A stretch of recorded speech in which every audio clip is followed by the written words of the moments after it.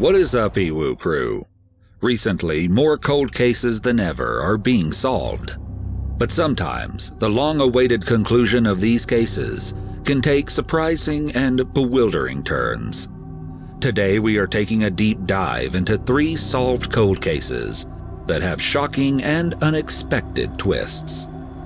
Today's first case is rather unusual and begins with a mystery that seems so strange it could be straight out of a movie. But first, we must set the stage.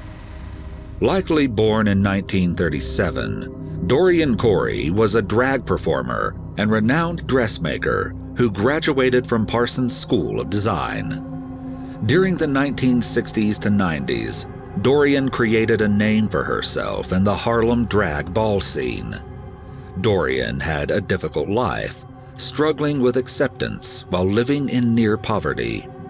But after years as a veteran drag queen, Dorian began mentoring younger performers and offering her support to her drag family through what she called the House of Corey, a haven where all were accepted and cared for. Dorian eventually appeared in the 1990 documentary titled Paris is Burning, where she spoke about the Harlem drag scene and appeared in interviews as a witty and unflappable character.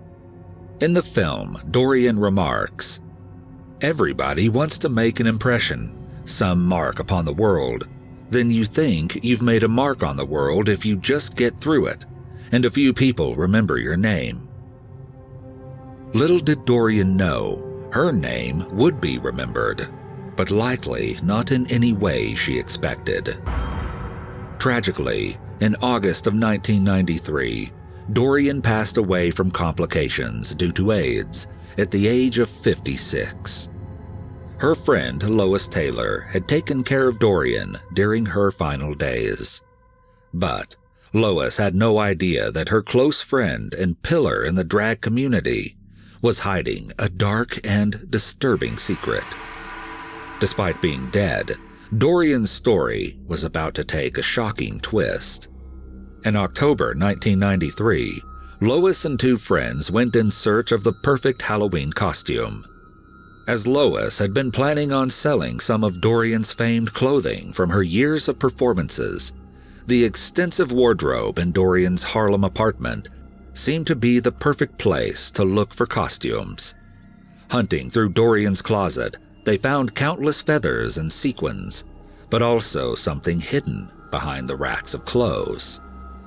Within, Lois discovered a green and plaid garment bag, folded and abandoned on the floor.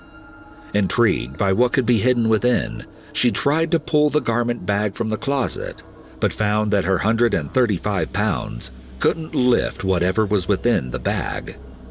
Undeterred, Lois sought out scissors and began to cut into the material.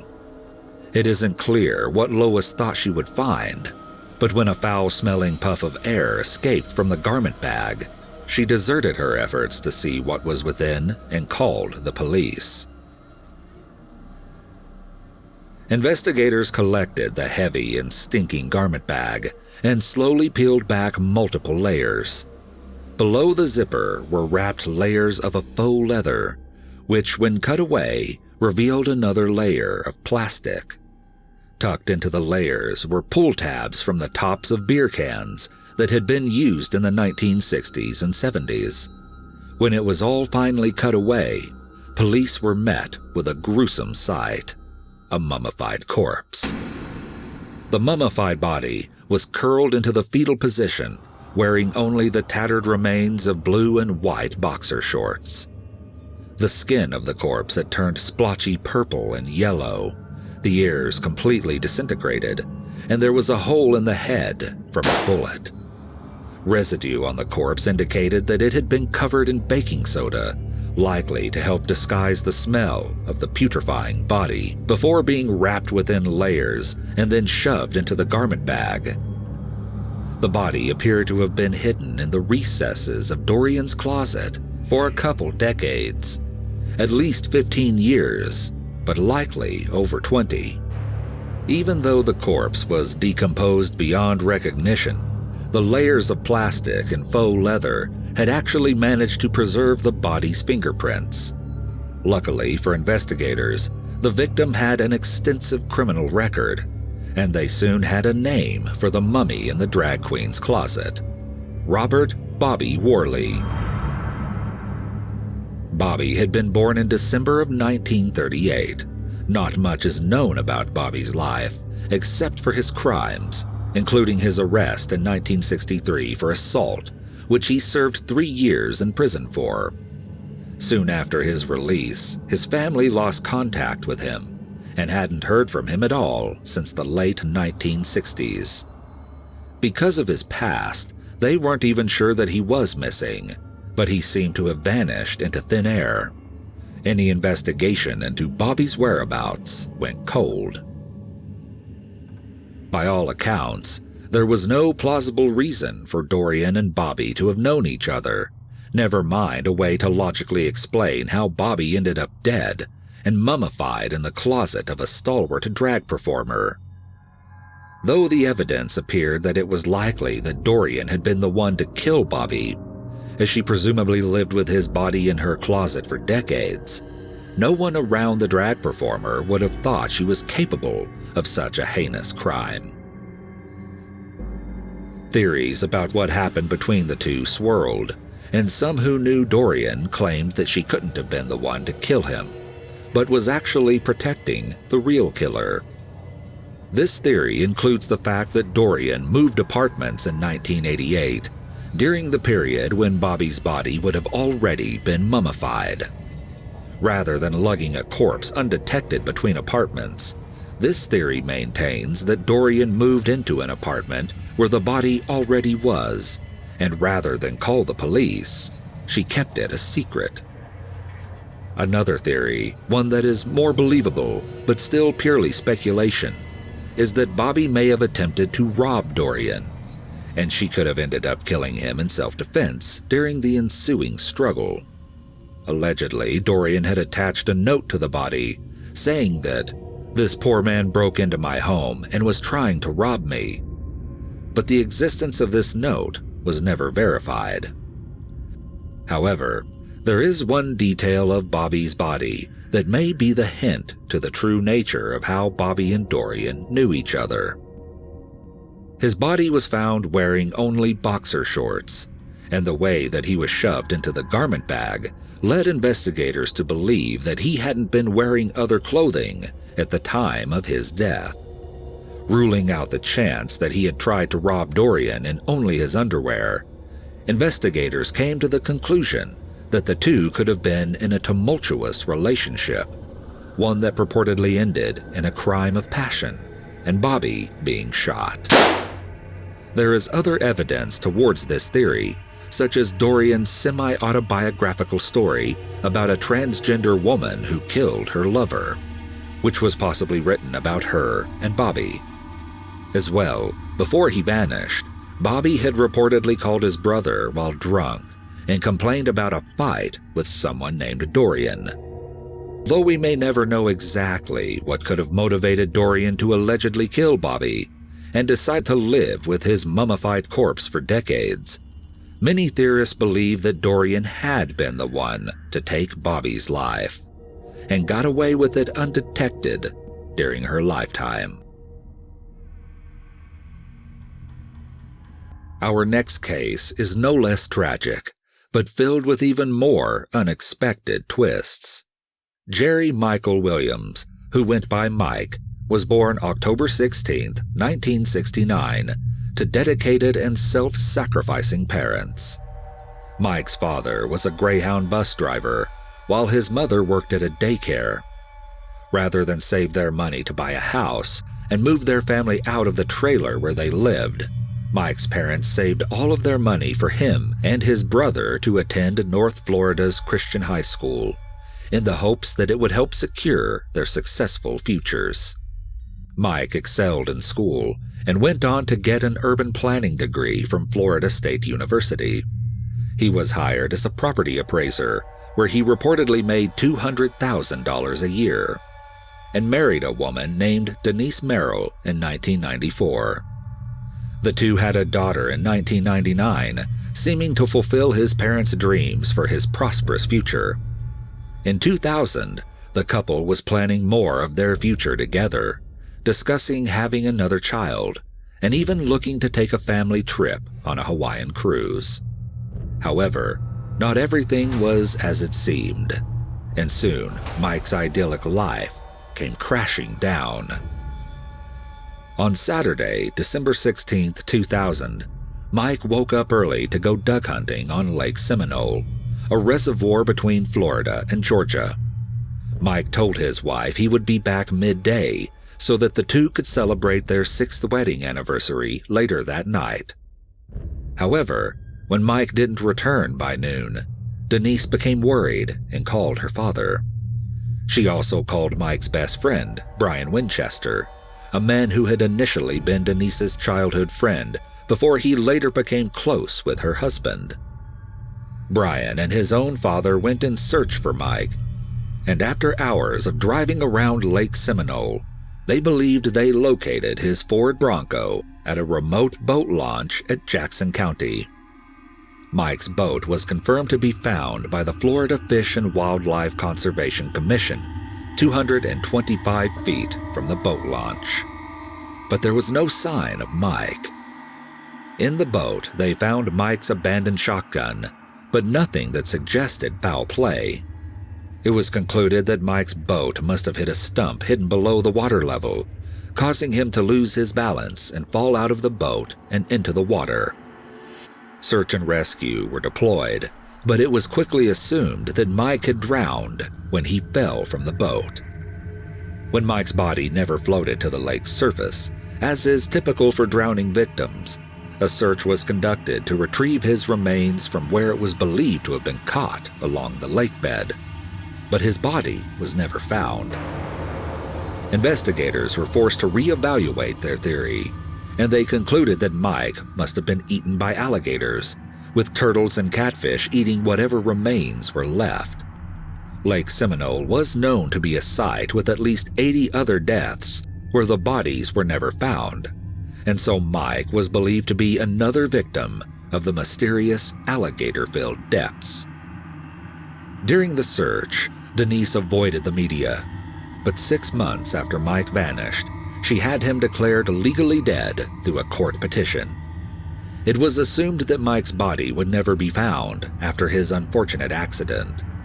After 5 years following her husband's tragic demise, Denise appeared to have moved on when she remarried none other than her and Mike's mutual friend, Brian Winchester. The two claimed that they had grown close after Mike's death. Despite the fact that most of Mike's loved ones had come to terms with his passing, Mike's mother, Cheryl, was unconvinced that her son had simply fallen from his boat and been eaten by alligators. Her biggest clue was the fact that Mike's hunting license had been found and bore no markings of alligator teeth. Cheryl campaigned to have her son's case reopened, and with the help of officers who agreed that Mike's death appeared suspicious, despite the lack of evidence of foul play, his missing persons case was opened again in 2004. The alligator theory was eventually thrown out once it was realized that alligators rarely hunt during cold months, and as Mike vanished in December, they wouldn't have been active to eat his drowned remains. So where was Mike's body? Even though investigators agreed that it seemed like Mike hadn't died at Lake Seminole, they had no evidence to say what had actually happened to him. His case was closed in 2007 and declared cold. But Cheryl refused to give up. For years, she campaigned, wrote letters, and lobbied to have Mike's case once again reopened.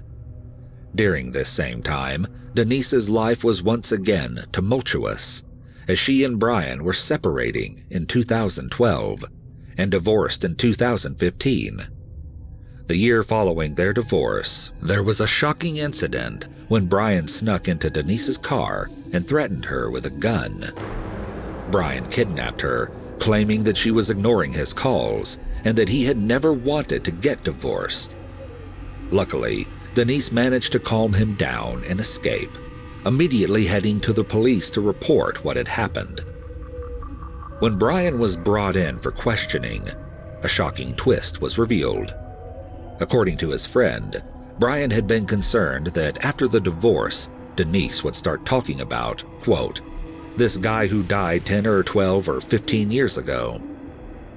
It was then revealed in court documents that before Mike died, he and Denise had taken out a $1 million life insurance policy through none other than Brian, whose occupation was as an insurance agent. Brian was soon sentenced to 20 years for kidnapping Denise, but the very next day it was announced that Mike's remains had been discovered by search dogs, buried at the end of Gardner Road in northern Leon County, only 5 miles from where he had grown up. On May 8, 2018, Denise was arrested and charged with first-degree murder, conspiracy to commit first-degree murder, and accessory after the fact. During an extensive trial, it was revealed that Brian and Denise had reportedly been having an affair through much of her marriage to Mike. Online reports detailed their secretive romance. They had apparently attended a Sister Hazel concert in 1997 and made their first step across the line by sharing a kiss while both of their loyal and oblivious spouses were out in the parking lot. In the following years, Brian explained in his testimony at his trial that the two would sneak away to have private meetings and getaways. Reportedly, the reason Brian eventually left his wife was to pursue a committed relationship with his new lover, Denise. During his trial, Brian discussed the allegation that he and Denise had conspired Mike's death so that the two of them could get married.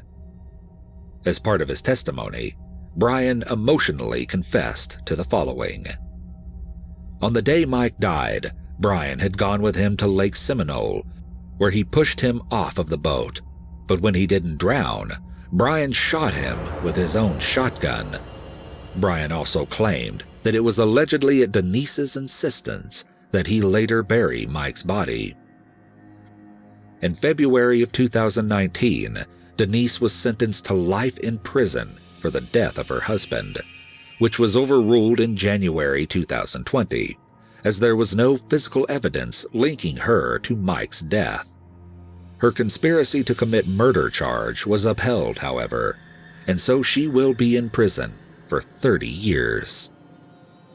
Though Brian confessed to killing Mike in court, it has been reported that he did so in exchange for immunity in this case. This means that although he is serving his sentence for the kidnapping, it is reported that once those 20 years are completed, he will walk free. Despite this, it seems that Cheryl's mother's instinct was right all along, and she has finally seen some justice for her son.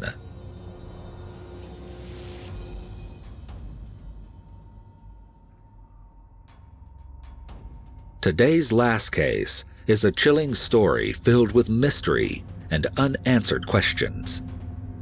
Born on November 14, 1974, in Hawkinsville, Georgia, Tara Faye Grinstead grew up to be regarded as a beautiful and loving person by all who knew her. She was known for her huge, radiant smile and being a committed friend. At age 25, Tara competed in a pageant and won the title of Miss Tifton in 1999, as well as the chance to compete in the Miss Georgia beauty pageant. More than just a pretty face, Tara used her winnings from pageants to pay for her college degree, where she pursued her passion in education. After completing a master's degree studying education, Tara became a history teacher at Irwin County High School in Ocilla in 1998. It was in this position that Tara flourished.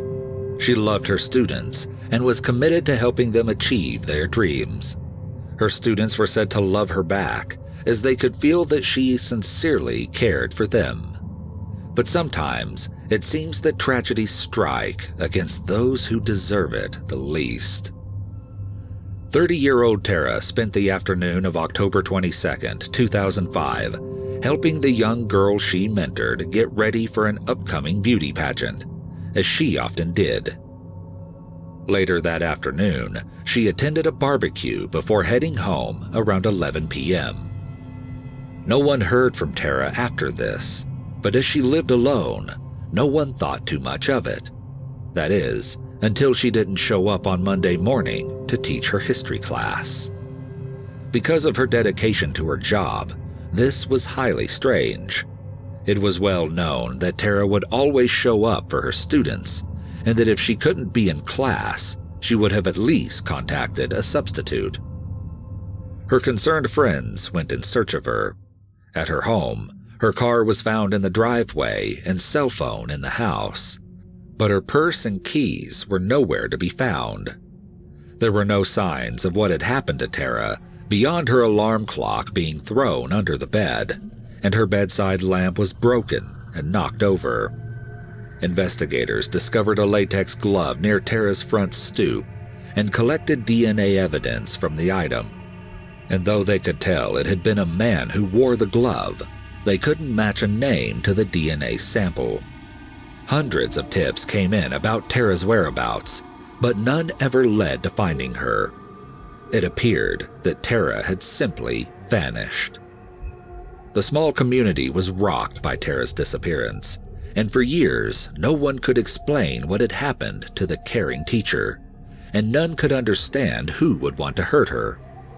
In 2008, 3 whole years after Tara vanished, her case was featured on 48 Hours Mystery, where it was speculated that her disappearance was similar to another woman's, Jennifer Kessie, who went missing in Orlando, Florida. It was later ruled that the two weren't connected.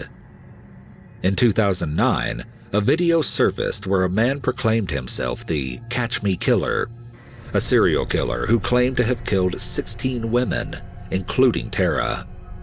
It was revealed to be an elaborate hoax created by Andrew Haley, who lied about everything in the video in a bid for fame. Tara was officially declared dead in 2010. Even after years without a single lead, Tara's case was called the case that has never gone cold because tips continued to come in for over a decade.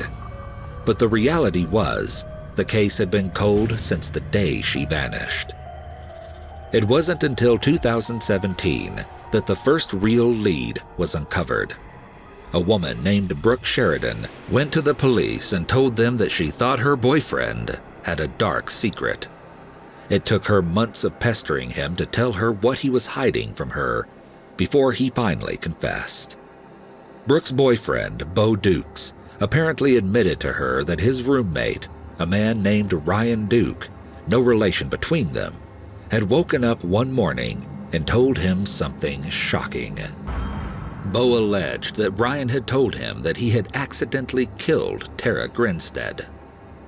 In a shocking twist, the two boys had actually attended the high school where Tara taught, and Bo had even been Tara's student.